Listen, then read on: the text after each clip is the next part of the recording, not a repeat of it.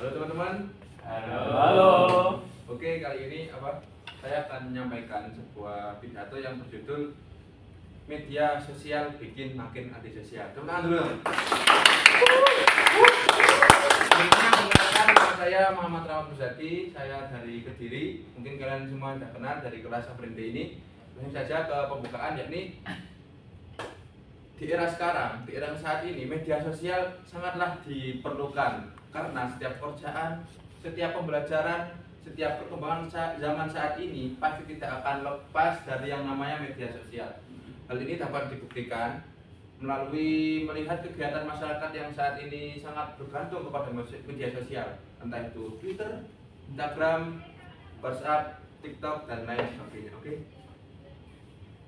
Di mana semua aplikasi media sosial tersebut bisa sangat membantu masyarakat untuk bisa berkomunikasi jarak jauh dan bisa saling mengirim file, gambar, video, dan yang lain-lainnya.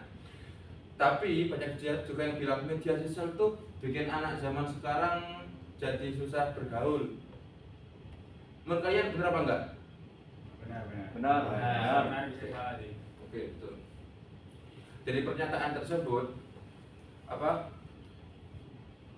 kali ini saya akan membahas tentang lebih lanjut tentang hal tersebut, tentang yaitu media sosial itu bikin anak zaman sekarang jadi makin susah bergaul di dunia luar, malah bikin anak zaman sekarang itu nggak berkembang, jadi malas-malasan, jadi ketagihan, jadi makin antisosial dan apalah itulah. Dan ini akan saya bahas dalam pidato kali ini. Isi pidato kali ini nggak pidato sih, yang kayak pemaparan materi gitu, materi juga sih ya, sekedar ngasih sharing lah ya. Yaitu media sosial memang memiliki dampak yang buruk, namun hal itu kembali lagi ke pengguna media sosial tersebut. Bisa juga bahkan atau sangat bisa media sosial ini memberi banyak dampak positif bagi penggunanya. Salah satunya adalah di lingkup kehidupan sosial. Banyak dari para orang tua Gen Z yang menganggap anaknya kurang bersosial di lingkup luar rumah karena kehidupannya full pegang HP mulu, TikTokan mulu, Instagraman mulu. Betul apa enggak? Betul. Tapi menurut kalian itu bikin orang makin antisosial apa enggak? Ya, bikin antisosial. Ada yang bikin, ada yang enggak ya, tergantung orangnya ya, seperti itu.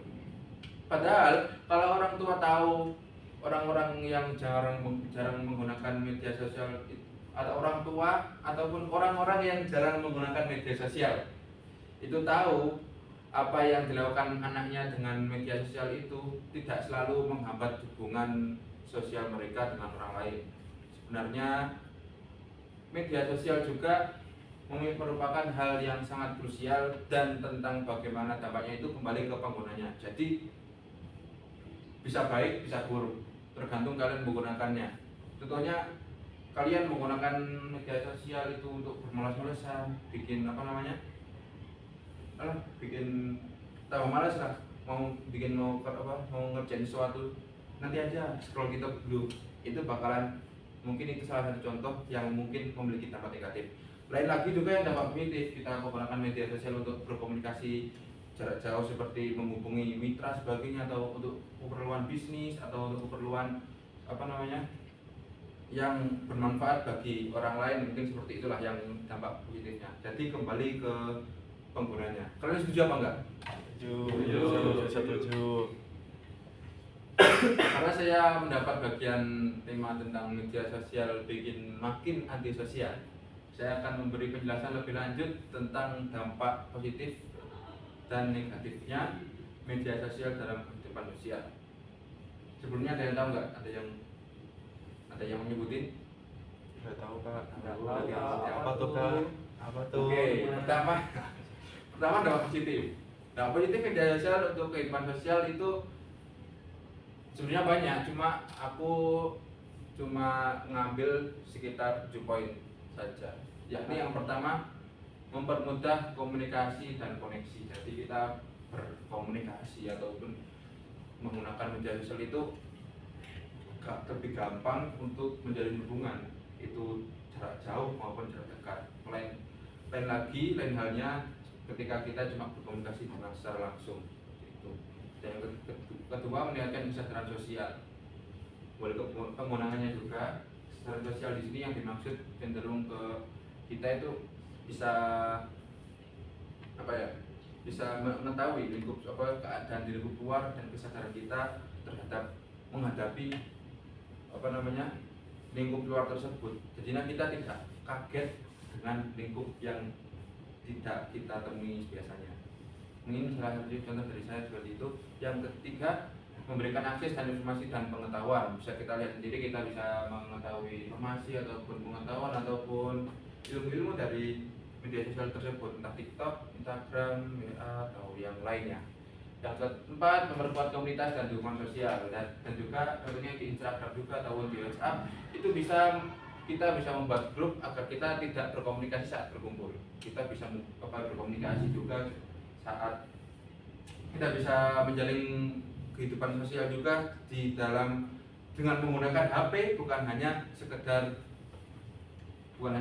ngumpul kayak gitu. Jadi untuk membangun dukungan sosial atau komunitas tidak hanya untuk berkumpul, kemudian juga bisa menggunakan media sosial. Yang kelima yakni mendukung bisnis dan kewirausahaan.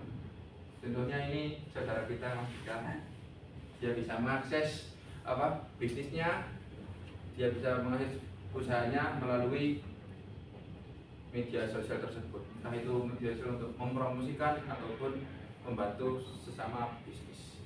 Yang keenam yakni meningkatkan partisipasi dan aktivitas sosial. Ini langsung saja. Yang ketujuh, meningkatkan hubungan profesional. Dan memasuki yang dampak negatif. Saya mengambil juga beberapa, tapi ini saya agak lebih banyak daripada dampak positif. Yang dampak positifnya tadi ada 7, yang sekarang ada 8. Ya 8 kalau nggak salah. Yang pertama, mengurangi interaksi tatap muka. Ya betul,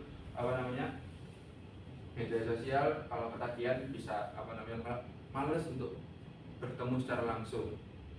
Yang kedua, penyebab kecemasan dan perasaan tidak cukup. Yang ketiga, isolasi sosial.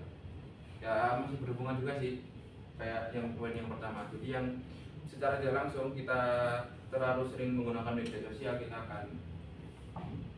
akan mungkin bisa menimbulkan efek isolasi sosial, kayak lebih senang sendiri daripada berhidup sosial dengan yang lain. Yang keempat, penyebaran misinformasi dan polarisasi sosial. Yakni pihak-pihak yang bertanggung jawab yang mungkin itu tidak mengolah informasi tersebut sehingga informasi tersebut bisa yang sebetulnya informasi tersebut itu informasi yang buruk, informasi yang bohong, itu malah disebarkan. Mungkin negatifnya seperti itu. Untuk memodifikasi waktu ini akan saya langsung sebutkan, yaitu cyberbullying dan perundungan online. Bisa kita lihat dari media sosial itu sendiri. Yang ke berapa 6 tadi ya, ketergantungan dan gangguan kesehatan mental. Yang ke-7, pengaruh negatif dan pada hubungan pribadi. Yang ke-8, tantangan dalam membina koneksi yang sehat. Oke, dari sini ada yang ditanyakan? Ada ya? Tidak, langsung aja. Langsung aja. Oke. Jelas. Langsung kata ya, kesimpulan yakni pada tidaknya media sosial sangatlah diperlukan di era sekarang, dikarenakan apabila media sosial ini tidak dimanfaatkan, setiap perkembangan dunia, setiap berita, setiap pesan jarak jauh akan lebih sulit tersampaikan. Hal ini dikarenakan media sosial sudah lebih diandalkan daripada platform untuk komunikasi jarak jauh, daripada SMS, surat pos, merpati, dan lain sebagainya. Pokok lebih mengandalkan media sosial daripada komunikasi jarak jauh zaman dulu lah. Jadi dikarenakan hampir semua platform media sosial memiliki fitur yang tidak hanya mengirim pesan dan lebih bervariasi. Namun media sosial juga merupakan platform yang memiliki dampak sangat krusial, atau bisa dikatakan baik dan buruk apabila digunakan. Meskipun dengan kehidupan bersosial, dampak dari media sosial tidak dipastikan. Hal itu juga akan kembali dirasakan oleh penggunanya. Apakah dia semakin ketagihan dan lupa waktu, apakah dia menggunakannya dengan baik, dan apakah dia jadi makin antisosial. Jadi kembali ke penggunanya. Oke, mungkin cukup sekian dari saya. Assalamualaikum warahmatullahi wabarakatuh.